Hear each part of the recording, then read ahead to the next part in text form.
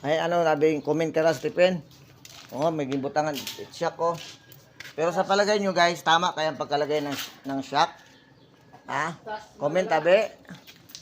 Oh, tanawa, be. Tanawa, be, kung tama. Kung sa mga nakagubot una. Kung tama, bagara.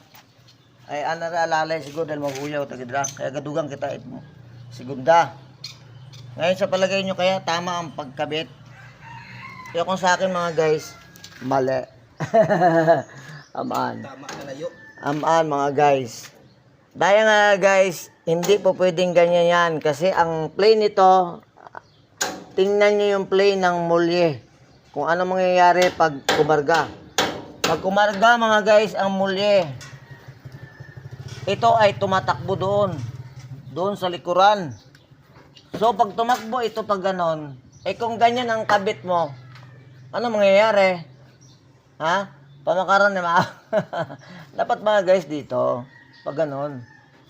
Pag ganon dapat, o dito. Ha? O kaya dito, kung anong paraan mo. Basta yung ano niyan, yung shock pag ganon.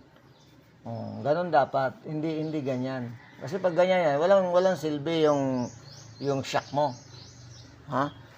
Walang silbi kasi yung ano yan, yung pag kumarga yan, gumaganon yan eh. Gumaganon eh. Walang silbi. Araw mga guys, reels na yan. Okay na yan, reels na. Reels na yan.